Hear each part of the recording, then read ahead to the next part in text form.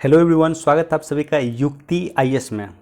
तो हम एक स्पेशल सीरीज आपके लिए लेकर आए हैं जिसमें हम यूपीएससी के जो प्रीलिम्स का पेपर है और यूपीएससी प्रीलिम्स का पेपर 2019 से लेकर के 2013 तक हम कोशिश करेंगे इसको सॉल्व करने का। और ना सिर्फ हम सॉल्व करेंगे बल्कि उसके पीछे क्या ट्रिक्स हो सकता है। अगर आपको कोई आंसर नहीं पता है उसके बाद आप कैसे उसको सॉल्व कर सकते हैं, क्या ट्रिक्स हो सकता है उसको सॉल्व करने का, उस पर भी हम डिटेल से डिस्कस करेंगे। तो हम शुरुआत करते हैं 2019 के प्रीलिम्स पेपर का जिसका सेट नंबर ए है। तो चलिए हम शुरुआत करते हैं पहला क्वेश्चन पे। जो पहला क्वेश्चन है हमारे पास वो है मुगल भारत में जो है जमींदार और जागीरदार को लेकर के। तो सेकंड स्टेटमेंट को देखते हैं। सेकंड स्टेटमेंट में क्या दिया हुआ है कि जागीरदारों को किए गए भूमि आवंटन वंशानुगत होते थे और जमींदारों के लिए राजस्व अधिकार वंशानुगत नहीं होते थे। तो ये स्टेटमेंट गलत है। क्यों गलत है कि वंशानुगत जो है मुगल साम्राज्य में कोई भी पद या राजा के समय में कोई भी पद, दिल्ली सल्तनत के समय में कोई भी पद वंशानुगत नहीं होते थे एक्सेप्ट राजा को छोड़कर अन्य कोई भी पद वंशानुगत नहीं होते थे। दूसरा स्टेटमेंट गलत है। पहला स्टेटमेंट पे मूव करते हैं कि जागीरदारों के पास न्यायिक और पुलिस दायित्वों के एवज में भूमि आवंटन का अधिकार होता था जबकि जमींदारों के पास राजस्व अधिकार होते थे तथा उन पर राजस्व उगाही को छोड़कर अन्य कोई दायित्व को पूरा करने की बाध्यता नहीं होती थी। तो इतना बड़ा जो स्टेटमेंट है, खास करके यूपीएससी जो इस तरह का कंफ्यूजिंग स्टेटमेंट देता है वो गलत होता है। क्यों गलत है? तो दो रीज़न है। एक रीज़न यह है कि जमींदारों के पास जो है राजस्व अधिकार होते थे, इसके अलावा जमींदारों से अन्य काम भी करवाया जा सकता था। अगर मान लीजिए राजा की कोई मर्जी होती तो राजा जमींदारों से अन्य काम भी ले सकते थे, या जागीरदारों की अगर कोई मर्जी होती तो जागीरदार अन्य काम भी ले सकते थे। दूसरा स्टेटमेंट जागीरदार को लेकर भी गलती है। जागीरदार क्या होता था? जागीरदार को एक तरह से कहिए कि आप मुगल एम्प्लॉयज़ था जिसको एक पर्टिकुलर क्षेत्र दे दिया जाता था जहां से राजस्व उगाही का उनको अधिकार होता था और वह जो है जमींदार के माध्यम से राजस्व उगाही करते थे। लेकिन ऐसा नहीं था कि वो उस भूमि का मालिक था। इंग्लिश से हम चलते हैं। देखिए इंग्लिश में क्लियर दिया हुआ है कि जागीरदार वेयर होल्डर्स ऑफ लैंड। जागीरदार होल्डर था। क्या जमीन का होल्डर था? बिल्कुल नहीं। जागीरदार जमीन का होल्डर नहीं था। जमीन का होल्डर सिर्फ राजा होता था। राइट। तो पहला स्टेटमेंट और दूसरा स्टेटमेंट दोनों ही इसका गलत है। तो इसका आंसर हो जाएगा डी। सेकंड क्वेश्चन पर मूव करते हैं कि स्वतंत्र भारत में भूमि सुधारों के संदर्भ में कौन से कथन सही हैं। तो भूमि जो सुधार किया गया था स्वतंत्र भारत में, क्यों किया गया था? स्टेटमेंट नंबर 2 सही है कि भूमिहीनों को भूमि आवंटित करने के लिए, जिसके पास जमीन नहीं था उसको जमीन आवंटित करने के लिए भूमि सुधार का काम किया गया था। तीसरा जो है ग्लोबल कॉम्पिटिटिवनेस इंडेक्स, वैश्विक प्रतियोगिता रिपोर्ट जो है कौन जारी करता है? वर्ल्ड इकोनॉमिक फोरम जारी करता है। काफ़ी सिंपल क्वेश्चन था और खास करके वर्ल्ड इकोनॉमिक फोरम जो भी रिपोर्ट जारी करता है उसको जरूर एक बार आप देख लें। देखो चार्टर एक्ट 1813 को लेकर के क्वेश्चन है। पहला स्टेटमेंट, इसने भारत में ईस्ट इंडिया कंपनी के व्यापार एकाधिपत्य को चाय का व्यापार तथा चीनी के साथ व्यापार को छोड़ करके समाप्त कर दिया। मुझे स्टेटमेंट के बारे में नहीं पता। दूसरा स्टेटमेंट चलते हैं, इसने कंपनी का अधिकार में लिए गए भारतीय राज क्षेत्र पर ब्रिटिश राज की प्रभुत्ता को सुदृढ़ किया। मुझे स्टेटमेंट के बारे में नहीं पता। तीसरा स्टेटमेंट चलते हैं कि भारत का राजस्व अब ब्रिटिश संसद के अधीन आ गया। तो भारत का राजस्व जो है ब्रिटिश संसद के अधीन कब आया था? 1857 की जो क्रांति रही है उसके बाद पूरी तरह से जो है ये 1858 में 1 नवंबर 1858 में ये जो है ब्रिटिश संसद के अंतर्गत पूरी तरह से चला गया था, उससे पहले नहीं गया था। तो स्टेटमेंट अगर आपको 3 पता है कि गलत है, स्टेटमेंट 3 पता है कि ये गलत है, तो ऑप्शन सिर्फ एक बचता है, यानी पहला स्टेटमेंट और दूसरा स्टेटमेंट दोनों ही सही है।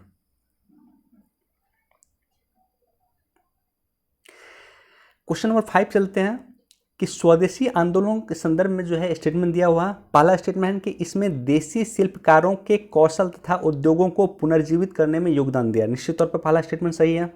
दूसरा है कि स्वदेशी आंदोलन के एक अवयव के रूप में राष्ट्रीय शिक्षा परिषद की स्थापना हुई थी। 1905 या 1906 में राष्ट्रीय शिक्षा परिषद की स्थापना हुई थी। तो दोनों ही स्टेटमेंट सही है, ऑप्शन इसका सी सही होगा। क्वेश्चन नंबर 6, अखिल भारतीय अस्पृश्यता विरोधी लीग, महात्मा गांधी इसकी जो है शुरुआत किए थे, बिल्कुल सही है। अखिल भारतीय किसान सभा सहजानंद स्वामी सही किए थे, ये भी सही है। और आत्मसम्मान आंदोलन ईवी रामास्वामी नायकर जो है ये किए थे, तीनों ही स्टेटमेंट सही है, इसका ऑप्शन डी सही होगा, राइट। निम्नलिखित में कौन सा एक हड़प्पा स्थल नहीं है? तो हड़प्पा स्थल कौन सा नहीं है इस पे पूछ रहा है। पहला स्टेटमेंट चनुद्रो है, बिल्कुल है। कोट दीजी भी है, देसलपुर भी है। तो सोहगोरा जो है ये जो है हड़प्पा स्थल नहीं है। देखो ये क्वेश्चन जो है नॉर्मली देखने में लगता है कि ये क्वेश्चन हिस्ट्री का क्वेश्चन है या आर्ट ऑफ कल्चर का क्वेश्चन है, लेकिन ये क्वेश्चन करेंट का है। क्यों करेंट का है कि सोहगोरा जो है यहाँ से जो है मौर्यकालीन कुछ वस्तुएं प्राप्त हुई है, मौर्यकालीन जो है कुछ चीज़ें प्राप्त हुई है सोहगोरा से। तो ये स्थल जो है करंट में चर्चा में रहता है, इसलिए यूपीएससी ने पूछा। तो इसका ऑप्शन क्या होगा? ऑप्शन इसका सी होगा, जो सही नहीं है। उसके बाद जो है एक क्वेश्चन नंबर 8 पे चलते हैं कि अशोक निम्नलिखित में से किस उभादार मूर्ति शिलालेख से अशोक के प्रस्तर रूप चित्र उल्लेखित है? यानी ये भी क्वेश्चन करंट का है, दिखने से लगता है कि ये क्वेश्चन हिस्ट्री का है, आर्ट ऑफ कल्चर का है, ट्रेडिशनल क्वेश्चन है, लेकिन ये क्वेश्चन करंट का है। तो क्वेश्चन क्या है इस पे कि अशोक का जो है प्रस्तर रूप चित्र, यानी अशोक की एक तरह से कह सकते हो कि फोटो, रूप चित्र मतलब क्या होता है? एक तरह से फोटो की आकृति कहाँ से मिली है। तो ये भी करंट का क्वेश्चन है। तो दो क्वेश्चन को आप एलिमिनेट कर सकते हो, सांची से नहीं मिला होगा और साहबगढ़ी से नहीं मिला होगा। दो में कन्फ्यूजन हो सकता है, कंगनहली और सोहगोरा से। तो इसका आंसर कंगनहली है। ऐसे क्वेश्चन में अगर आपको नहीं पता है तब आपको रिस्क ले सकते हो या नहीं ले सकते हो, लेकिन अगर आपको दो क्वेश्चन में कन्फ्यूजन हो रहा है तो निश्चित तौर पे आपको रिस्क लेना चाहिए।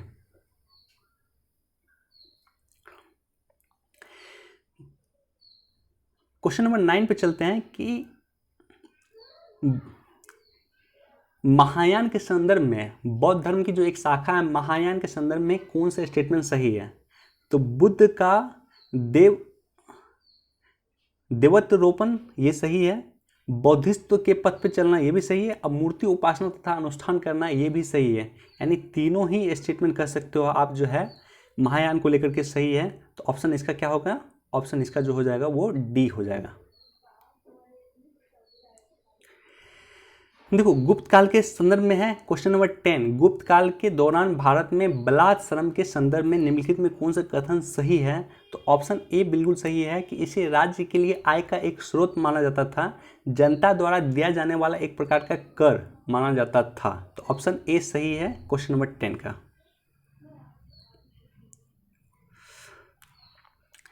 क्वेश्चन नंबर 11 पे चलते हैं।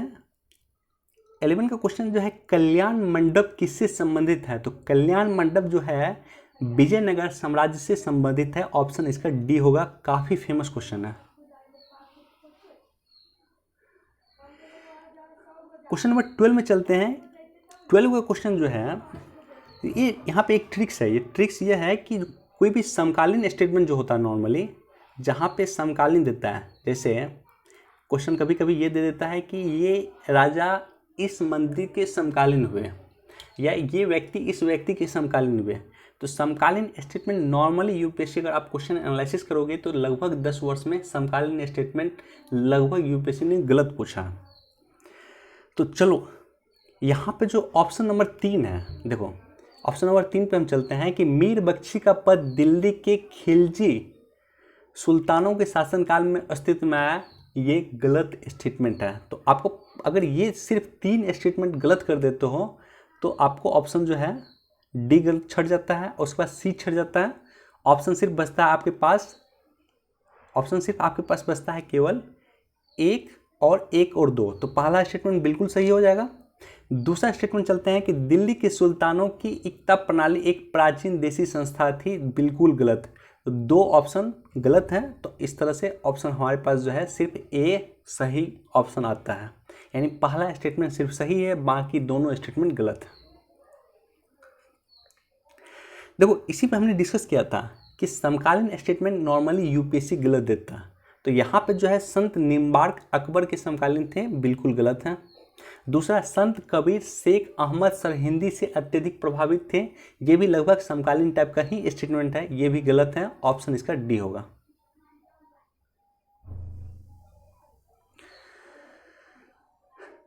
भारत में ब्रिटिश औपनिवेशिक शासन के संदर्भ में निम्नलिखित कथनों पर विचार कीजिए। महात्मा गांधी गिरमिटिया प्रणाली के उन्मूलन में सहायक थे, बिल्कुल, दक्षिण अफ्रीका में गांधी जी ने ऐसा किया था। सेकेंड स्टेटमेंट पे चलेंगे, लॉर्ड चेम्सफोर्ड की वार कॉन्फ्रेंशन में महात्मा गांधी ने विश्व युद्ध के लिए भारतीयों की भर्ती के संबंधी में प्रस्ताव का समर्थन नहीं किया था, स्टेटमेंट बिल्कुल गलत है, क्योंकि गांधी जी ने विश्व युद्ध के समय, प्रथम वर्ल्ड वार के समय में जो है नियुक्ति का समर्थन किया था। उन्होंने कहा था कि भारतीयों को सैनिक में नियुक्त होकर के ब्रिटिश सरकार की मदद करनी चाहिए, इसलिए गांधी जी को रिक्रूटमेंट सार्जेंट भी कहा गया था, रिक्रूटमेंट सार्जेंट।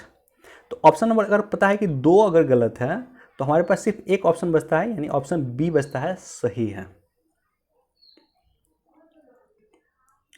यहाँ पे देखो, यहाँ पे केसी नियोगी के बारे में पता होना चाहिए। केसी नियोगी संविधान सभा के सदस्य रहे हैं, ऑप्शन 2 बिल्कुल सही है। तो ऑप्शन 2 अगर सही है तो हमारे पास जो ऑप्शन बचता है बी और डी बचता है, यानी ऑप्शन जो है एक जो है तेज बहादुर सप्रू अध्यक्ष अखिल भारतीय उदार संघ के, ये तो होगा ही। उसके बाद जो है पी.सी. जोशी जो है महासचिव भारतीय साम्यवादी दल के, ये भी थे, तो ऑप्शन यहाँ पे डी सही होता।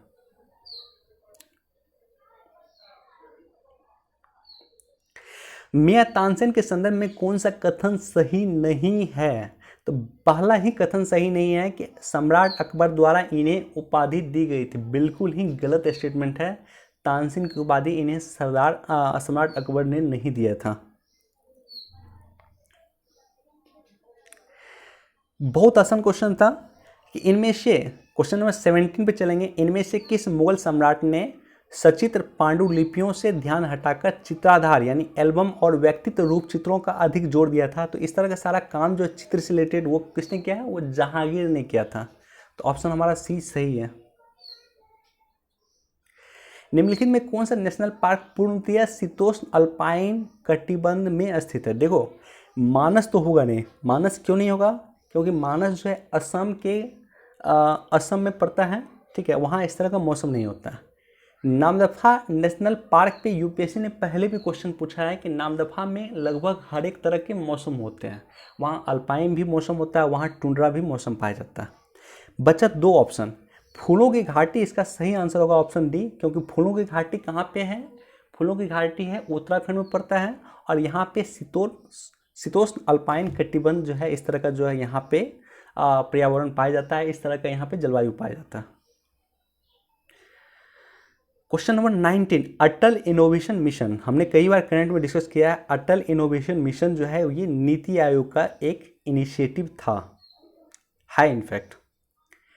21 जून की तारीख सूर्य जो होता है उत्तर ध्रुवीय वृत्त में क्षितिज रूप से नहीं डूबता है। देखो क्वेश्चन कंफ्यूजिंग कर दिया स्टेटमेंट को लेकर के, खास करके ये जो 4 ऑप्शन है इसको लेकर के, लेकिन हमें कंफ्यूज नहीं होना है। 21 जून जो है वो क्यों फेमस है? 21 जून को सबसे बड़ा दिन होता है उत्तरी गोलार्ध में, तो उत्तरी गोलार्ध में यहाँ पे जो है सूर्य जो है उत्तर ध्रुवीय वृत्त पर क्षितिज से नीचे नहीं डूबता है, तो ऑप्शन ए यहाँ पे बिल्कुल सही होगा।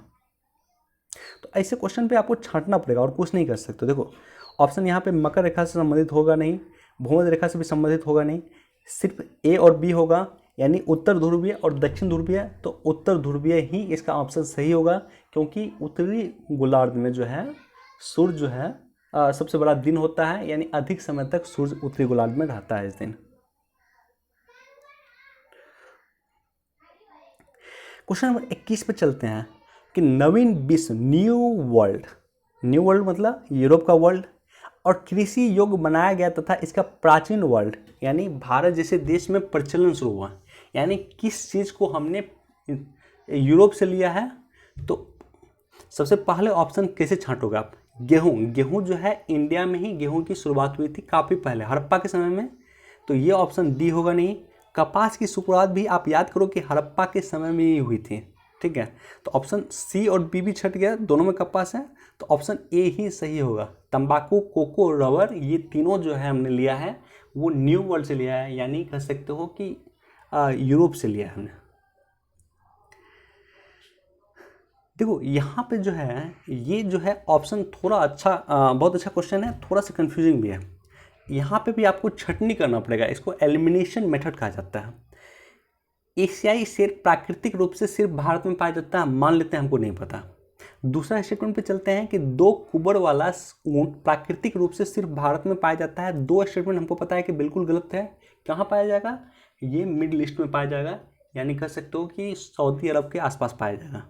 तो 2 ऑप्शन अगर गलत है तो ऑप्शन बी और डी छट गया। तीसरा स्टेटमेंट पे जाएंगे कि एक सींग वाला गेंडा प्राकृतिक रूप से सिर्फ भारत में पाया जाता है। तो इस तरह से हमारे पास 2 स्टेटमेंट बच गया है, केवल एक और केवल 1 और 3। तो पहला स्टेटमेंट बिल्कुल सही है। तीसरा स्टेटमेंट पे जाएंगे, एक सींग वाला गेंडा प्राकृतिक रूप से भारत में पाया जाता है। ये करंट का क्वेश्चन है। क्यों करंट का क्वेश्चन है? कि दिल्ली में गेंडा को लेकर के एक समिट हुआ था जिसमें इंडिया, नेपाल, भूटान, मलेशिया और इंडोनेशिया के देश शामिल हुए थे। ये सारे के सारे देश इसमें शामिल हुए थे, ठीक है। तो इसका मतलब एक सींग वाला गेंडा इस देश में भी है, नेपाल में भी है, भूटान में भी है। ऑप्शन 3 गलत है, पहला स्टेटमेंट सही है, केवल 1 इसका आंसर होगा, राइट। और इस पे बीपीएससी ने बाद में भी क्वेश्चन पूछा था, तो इसलिए यूपीएससी के क्वेश्चन को ध्यान से बनाना चाहिए। बीपीएससी ने क्वेश्चन सिर्फ ये पूछ दिया कि new Delhi declaration of rhinos में कौन से देश शामिल नहीं हुए थे, डायरेक्टली क्वेश्चन पूछ दिया था। देखो क्वेश्चन नंबर 23 में जो है ऑप्शन 3 पे हम चलते हैं। हम्पी जो है तुंगभद्रा नदी के किनारे है। हम्पी विजयनगर साम्राज्य की राजधानी रही है। विजयनगर को हम लोग को अच्छे से पढ़ना चाहिए। लगातार पिछले 5 वर्ष से लगातार क्वेश्चन विजयनगर पे आया है। हमने कुछ देर पहले देखा कल्याण मंडपम जो क्वेश्चन पूछा वो भी विजयनगर साम्राज्य से था। और हम्पी जो है वहाँ की राजधानी रही है और हम्पी तुंगभद्रा नदी के किनारे बसा हुआ था। तो ऑप्शन 3 अगर आप एलिमिनेट करोगे तो पहला जो है आंसर हो जाएगा, आंसर ए सही है। क्वेश्चन नंबर 24 पे चलते हैं कि किसी राज्य में किसी भी दिए गए वर्ष में भारत के कुछ राज्यों में अधिकाधिक गरीबी रेखाएं अन्य राज्य की तुलना में उच्चतर होती हैं। यानी एक राज्य का गरीबी रेखा दूसरे राज्य के गरीबी रेखा से डिफरेंस करता है। क्यों डिफरेंस करता है? क्योंकि कीमत अलग अलग राज्यों में अलग अलग होता है। यानी बिहार का गरीबी रेखा और महाराष्ट्र का गरीब रेखा और मेघालय का गरीब रेखा में अंतर होगा, चूँकि कीमत दोनों राज्यों में अलग अलग होगा, राइट। देखो यहाँ पे मेघ विरलन तकनीक तथा समताप मंडल में सल्फेट वायु विलयन अंतक्षेपण का सुझाव दिया गया था। कुछ दिन पहले आईपीसीसी की रिपोर्ट आई थी, यानी 2018 के लास्ट में आईपीसीसी की रिपोर्ट आई थी और आईपीसीसी ने कहा था कि किस तरह से जो है हमें भूमंडलीय तापन यानी ग्लोबल वार्मिंग को किस तरह से कंट्रोल करना है। तो कंट्रोल करने का ही एक तकनीक था, इसका आंसर डी होगा। भूमंडलीय तापन को कम करने के लिए इस तकनीक का प्रयोग किया जाता था। आईपीसीसी की रिपोर्ट से ये डायरेक्टली क्वेश्चन पूछ दिया था। देखो ताप अपघटक और प्लाज्मा गैसिफिकेशन जो है अपशिष्ट से ऊर्जा यानी वेस्ट टू एनर्जी लगातार चर्चा में रहता है। वेस्ट टू एनर्जी इसके लिए किया जा सकता है, वेस्ट टू एनर्जी यानी वेस्ट से हम एनर्जी किस तरह से बनाएं, इसके लिए इस तकनीक का प्रयोग किया गया है, ताप अपघटन या प्लाज्मा गैसिफिकेशन का।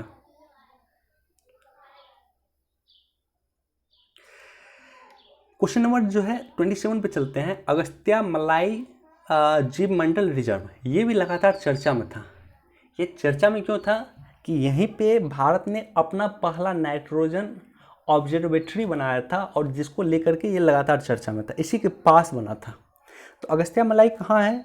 तो ये है तमिलनाडु और प्लस केरल में पड़ता है। तमिलनाडु और केरल में जो है ये जीवमंडल रिजर्व है। तो हम इसको किस तरह से छांटेंगे आप देखना। ऑप्शन नंबर डी पे मैं चलता हूँ। नागार्जुन सागर सीसाचेलम, तो नागार्जुन सागर जो है वो कहाँ पे है? वो आंध्र प्रदेश में है। तो ऑप्शन डी नहीं होगा।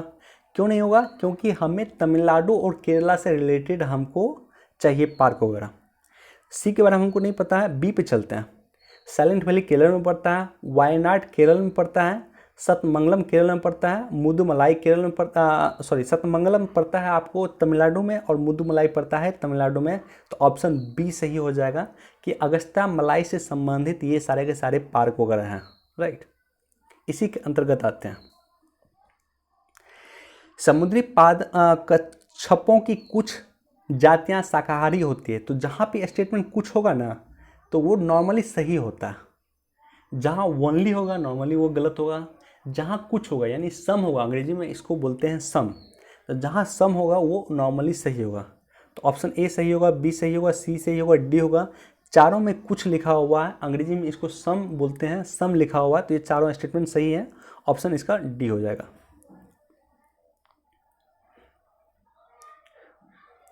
देखो यहाँ पे सिर्फ आपको ये जानना था, क्वेश्चन नंबर 29 में आपको ये जानना था कि इरावती डॉल्फिन जो है वो चंबल से संबंधित नहीं है।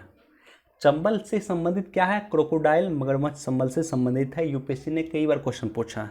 इरावती डॉल्फिन कहाँ मिलता है? इरावती डॉल्फिन आपको मिलेगा जो है पूर्वी भारत के जो है तट के आसपास मिलता है। चिल्का लेक में भी इरावती डॉल्फिन मिलता है। तो दो को अगर आप एलिमिनेट करोगे तो ऑप्शन आपको आ जाएगा 1 और 3, यानी सी ऑप्शन बिल्कुल सही है। माइक्रोवीट्स क्या होते हैं? क्वेश्चन नंबर 30 में चलेंगे। माइक्रोवीट्स क्या होते हैं कि ये समुद्री पानी तंत्र के लिए हानिकारक माना जाता है। क्यों माना जाता है? कि ये छोटे छोटे कह सकते हो प्लास्टिक्स होते हैं जो हम लोग के माध्यम से, जैसे मान लो टूथपेस्ट वगैरह में होता है, तो अगर टूथपेस्ट जो है समुद्र में चला जाता है, कहीं ना कहीं नाली जाता है, नाली के बाद नदी में जाता है, नदी के माध्यम से समुद्र में जाता है, और समुद्र के माध्यम से जो है फिर चला जाता है, वो मछली खाती है, मछली को फिर हम खाते हैं। तो ये कहीं ना कहीं हमारे फूड चेन का एक हिस्सा हो रहा है, इसलिए यूपीएससी ने इस पर क्वेश्चन पूछा है, काफ़ी चर्चा में रहा था उस समय में। क्वेश्चन नंबर 31 पे चलते हैं। तो हिमालयी बिच्छू बूटी, हिमालयी बिच्छू बूटी, ये क्वेश्चन देखो, इस तरह के क्वेश्चन को आप गेस नहीं कर सकते हैं। हाँ, पहला ऑप्शन जरूर गेस किया जा सकता है कि प्रति मलेरिया औषधि है। मलेरिया जो है कुनेन के पौधा की छाल से प्राप्त होता है, तो ऑप्शन ए आप एलिमिनेट कर सकते हो। हालांकि इसका आंसर है डी, यह वस्तु तंत्र का धारणीय स्रोत है, यानी ये टेक्सटाइल फाइबर है। देखो साइंस एंड टेक के लिए क्या है, science and tech, question number 32 पे हम चल रहे हैं। साइंस एंड टेक्स में क्या होता है कि जब एप्लीकेशन पूछता है तो नॉर्मली ऑल ऑफ दीज होता है। जैसे यहाँ पे पूछा है कि IRNSS का जो है, IRNSS का जो हमने एक सैटेलाइट लगाया है, जिस तरह से GPS हम यूज़ करते हैं, तो GPS अमेरिका का सिस्टम है, IRNSS इंडिया का सिस्टम है। तो इसमें जो है इसका एप्लीकेशन, तीनों ही एप्लीकेशन हो सकता है, तीनों के लिए हम इसका यूज़ कर सकते हैं, यानी ऑप्शन इसका डी सही होगा। क्वेश्चन नंबर 33 पे चलेंगे कि स्टेट फॉरेस्ट रिजर्व, कुछ दिन पहले स्टेट फॉरेस्ट जो है रिपोर्ट आया था, और उसी रिपोर्ट के आधार पर पूछा। तो आरोही क्रम यानी बढ़ते क्रम में तो सबसे अधिक वन किस में होगा? इस क्षेत्रफल की दृष्टि से, क्षेत्रफल की दृष्टि से जो है सबसे अधिक वन, तो सबसे अधिक वन जो है आप याद कीजिए कि सबसे अधिक वन जो है वो है MP में पड़ता है, सबसे अधिक क्षेत्रफल पे है। लेकिन अगर क्षेत्रफल जो है कंपेयर कीजिए वहाँ के टोटल के क्षेत्रफल से, ठीक है, टोटल क्षेत्रफल और वन का क्षेत्रफल अगर तुलना कीजिएगा तब जो है, यानी परसेंटेज वाइज किसी राज्य में सबसे अधिक 1% किस में है, तो ऑप्शन में यहाँ पे जो है ऑप्शन होगा सबसे अधिक है वो छत्तीसगढ़ में है। तो ऑप्शन यहाँ पे अगर आप बी और सी लोगे तो ऑप्शन या तो बी होगा या तो सी सही होगा, और सबसे कम में किस में पड़ेगा? महाराष्ट्र में पड़ेगा, तो ऑप्शन यहाँ पे सी बिल्कुल सही है, राइट।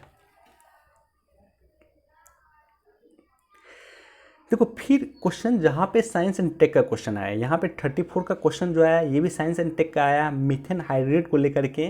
तो साइंस एंड टेक का क्वेश्चन जहाँ भी एप्लीकेशन पूछता है नॉर्मली ऑल ऑफ दिस सही होता है। तो ऑप्शन ए भी सही है, बी भी सही है, सी भी सही है, तो इसका ऑप्शन डी होगा। देखो यहाँ पे कंफ्यूजिंग है, यहाँ पे कंफ्यूजिंग है, हालांकि यूपीएससी ने अभी तक आंसर नहीं दिया है इसका। तो यहाँ पे कंफ्यूजिंग यह है कि वैसे तो इसका नॉर्मली आंसर डी होना चाहिए। अगर मान लेते हैं कि दहन होगा तो बहुत सारे गैस दहन से निकलती हैं। कन्फ्यूज़न है यहाँ पे मीथेन को लेकर के, मीथेन को लेकर के क्यों कन्फ्यूजन है कि मीथेन जो है खुद एक ज्वलनशील गैस होता है, यानी अगर कुछ जल रहा है तो मीथेन उसको और जलाएगा, मीथेन उससे बाहर निकलेगा, ऐसा नहीं कहा जा सकता। तो इसलिए मेरे ख्याल से इसका आंसर जो है 2 नहीं होना चाहिए। 2 नहीं होगा तो ये नहीं होगा, ये नहीं होगा, यानी ऑप्शन इसका सी होना चाहिए मेरे ख्याल से। देखो क्वेश्चन नंबर 36 पे चलते हैं। कैस्पियन सागर एग्रीमेंट हुआ था, करंट का क्वेश्चन था, काफ़ी चर्चा में रहा था कैस्पियन सागर एग्रीमेंट को लेकर के। तो इसमें जो है कैस्पियन सागर कजाकिस्तान टच करता है, बिल्कुल सही है। लाल सागर सीरिया को टच करता है, बिल्कुल गलत है। तो 5 बिल्कुल गलत है, तो यानी डी नहीं होगा और सी नहीं होगा, और 3 सही है, तो यानी ऑप्शन इसका बी हो जाएगा।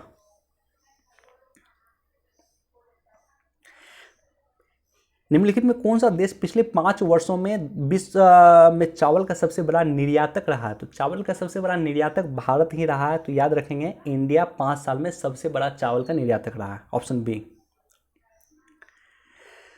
क्वेश्चन नंबर 38 पे चलते हैं। बंदरपूछ यमुना में पड़ता है, बिल्कुल सही है, ये आप जानते हैं। तो ऑप्शन अगर ए सही है तो सॉरी ए ऑप्शन सही है तो यहाँ पे आप इसको छाड़ सकते हो, सी नहीं होगा, डी नहीं होगा, या तो ए हो सकता है या बी हो सकता है, यानी एक अगर सही है तो 4 सही होगा, यानी सियाचिन नुब्रा से निकलता है, ये बिल्कुल सही है। तो अब आप कन्फ्यूजन हो गए 2 स्टेटमेंट में, या तो 12 सिगरी चेनाब से होता है, या मिलाम जो है मंदाकिनी से इसका जो है हिम्मत मंदाकिनी है। तो यहाँ पे आपको थोड़ा सा रिस्क लेना पड़ेगा। आप जानते हो तो बहुत बढ़िया, नहीं जानते हो तो थोड़ा सा रिस्क लेना पड़ेगा कि 12 सिगरी जो है चेनाब से निकलता है, ऑप्शन ए इसका बिल्कुल सही है। यानी बंदरपूछ यमुना, 12 सिगरी चेनाब और सियाचिन नुब्रा, ये हिमनद इससे निकलती नदी। ये क्वेश्चन नंबर 39 भी करंट से रिलेटेड क्वेश्चन था। क्यों था कि भारत ने जो है चावल कुछ अपने शिपमेंट के माध्यम से चावल भेजा था यूरोपीय यूनियन को, लेकिन यूरोप के देश ने चावल को लौटा दिया। इसलिए लौटा दिया कि बोला गया कि आपके जो है चावल में कीटनाशी अधिक पाया गया है, और ख़ास करके ये जो कीटनाशी है ट्राइएजोफॉस काफ़ी ज़्यादा मात्रा में पाया गया, इसलिए उसने चावल को इंडिया को रिटर्न कर दिया। तो इसका ऑप्शन जो है ए बिल्कुल सही होगा। करंट का क्वेश्चन था, चर्चा में रहा था। देखो रामसर साइट को लेकर के पहला स्टेटमेंट रामसर साइट को लेकर के है कि रामसर सम्मेलन के अनुसार भारत के राज्य क्षेत्र में सभी आर्द्र भूमि को बचाना, संरक्षित रखना भारत सरकार के लिए अधिदेशात्मक है, यानी भारत सरकार के लिए एक तरह से ऑर्डर है। तो ए बिल्कुल गलत है। तो ऑप्शन अगर एक गलत है तो आपको यहाँ पे सिर्फ ये होगा नहीं, ये होगा नहीं, आपको बच जाएगा सी और बी में सही होगा, यानी ऑप्शन 3 बिल्कुल सही है, और 2 को चलते हैं लेकर के, यानी ये 3 बिल्कुल सही है। ऑप्शन 2 पे चलते हैं। आर्द्र भूमि संरक्षण और प्रबंधन नियम 2010 भारत सरकार ने रामसर सम्मेलन की संस्तुति के आधार पर किया था, ये बिल्कुल सही है। रामसर कन्वेंशन 1971 में ईरान के रामसर सिटी में आयोजित हुआ था, और इसी के आधार पर भारत सरकार ने 2000 एक्ट में आर्द्र भूमि एक्ट लाया था। तो इसका ऑप्शन जो है बी सही होगा।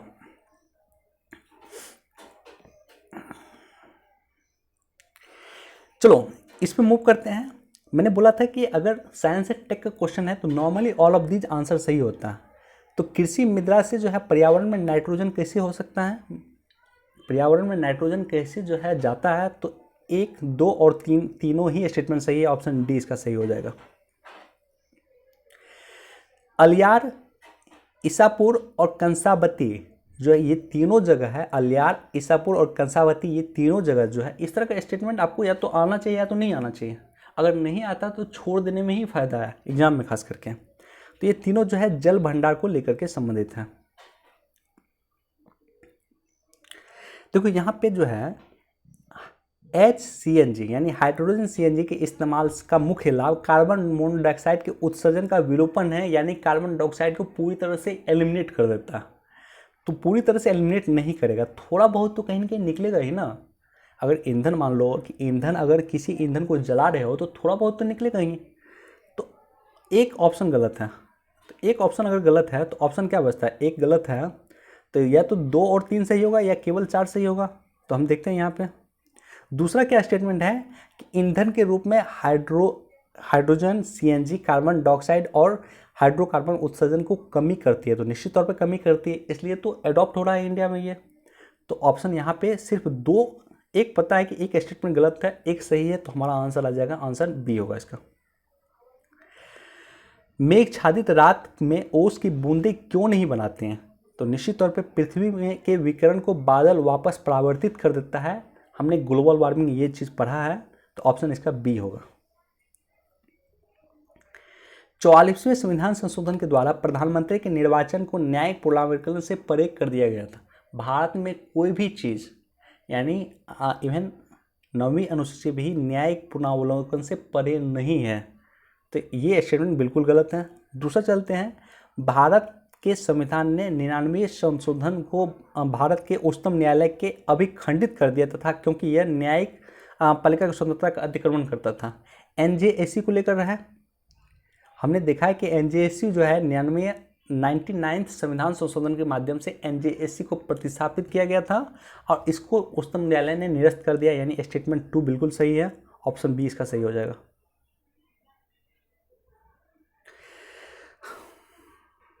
देखो ये चलते हैं स्टेटमेंट। पहला स्टेटमेंट हम पढ़ते हैं, न्यायिक जांच अधिनियम 1968 के अनुसार भारत के उच्चतम न्यायालय के किसी न्यायाधीश पर महाभियोग चलाने का प्रस्ताव लोकसभा के अध्यक्ष द्वारा अस्वीकार नहीं किया जाएगा। बिल्कुल गलत है। याद रखना कि इस तरह की जो प्रक्रिया होती है, लोकसभा में 100 सांसद और राज्यसभा में 50 सांसद, राज्यसभा के 50 सांसद, ठीक है, साइन करके राज्यसभापति को देते हैं, तो वो जो है इसको रिकमेंड कर सकता है। अब उसकी मर्जी पे डिपेंड करेगा कि वो लाए अथवा न लाए। इसी तरह से लोकसभा का अगर 100 सांसद जो है प्रस्तावित करता है, तो लोकसभा अध्यक्ष पे डिपेंड करेगा कि उसको स्वीकार करे या ना करे। तो स्टेटमेंट एक गलत है, एक अगर गलत है तो या तो 3 ऑप्शन बी सही है, ऑप्शन सी सही, इसी दोनों में से कोई सही होगा, यानी स्टेटमेंट 3 बिल्कुल सही है और स्टेटमेंट 4 को हमको देखना, यानी स्टेटमेंट 3 बिल्कुल सही है। स्टेटमेंट 4 को हम देखते हैं कि यदि किसी न्यायाधीश के महाभियोग के प्रस्ताव को मतदान हेतु लिया जाता है तो विधि द्वारा अपेक्षित है कि यह प्रस्ताव संसद के प्रत्येक सदन द्वारा समर्थित हो तथा उस सदन के कुल सदस्य संख्या के बहुमत द्वारा तथा संसद के उस सदन के कुल उपस्थित और मत देने वाले सदस्यों के कम से कम 2/3 होना चाहिए। यही तो ऑब्जेक्टिव होता है कि मिनिमम जो 2/3 है, यानी उपस्थित और मत देने वाले 2/3 सदस्यों अगर रिकमेंड करता है, देन जाके किसी भी न्यायाधीश पे जो है महाभियोग लगता है। ना सिर्फ न्यायाधीश पे बल्कि किसी पे भी, इनफैक्ट अगर राष्ट्रपति पे महाभियोग लगता है तो उसका भी यही प्रक्रिया है। तो ऑप्शन जो है 4 सही होगा। तो इस तरह से 3 और 4 बिल्कुल सही है, ऑप्शन सी इसका सही हो जाना चाहिए। किस प्रधानमंत्री के कार्यकाल के दौरान में 9वीं अनुसूची आई थी? 9वीं अनुसूची याद रखना जो है आया था 1951-52 के आसपास आया था। उस समय पंडित जवाहरलाल नेहरू ही प्रधानमंत्री रहे हैं, जो 1964 तक प्रधानमंत्री थे, काफ़ी दिन तक ये प्रधानमंत्री रहे। देखो भारत सरकार द्वारा कोयला क्षेत्र का राष्ट्रीयकरण इंदिरा गांधी के कार्यकाल में किया गया, हमको स्टेटमेंट नहीं पता है। दूसरा पे चलते हैं, वर्तमान में कोयला खंडों का आवंटन लॉटरी के आधार पर किया जाता है। देखने में गलत लग रहा है लेकिन कोई दिक्कत नहीं, हमको नहीं पता है। तीसरा पे चलते हैं, भारत हाल के समय में घरेलू आपूर्ति की कमी को पूरा करने के लिए कोयला का आयात करता था, किंतु अब भारत कोयला में आत्मनिर्भर हो गया। बिल्कुल ही गलत स्टेटमेंट है। भारत अभी भी लगभग 80% कोयला का आयात करता है। तो ऑप्शन 3 गलत है, तीसरा स्टेटमेंट गलत है, तो ना तो सी होगा, ना तो बी होगा, ना तो डी होगा, सिर्फ एक बचता है, यानी पहला स्टेटमेंट सही है, ऑप्शन ए इसका सही आंसर होगा। 49 में चलते हैं। 49 में अगर याद रखना कि अगर कोई भी स्टेटमेंट पूछे लाभ को पद को लेकर के है, लाभ के पद क्या भारत के संविधान में परिभाषित किया गया? बिल्कुल नहीं।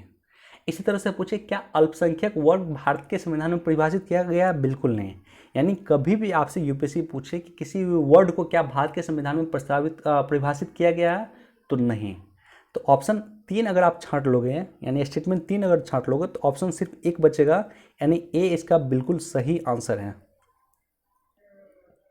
भारत के संविधान के किस अनुसूची के अधीन जनजातीय भूमि की बात कर रहा है?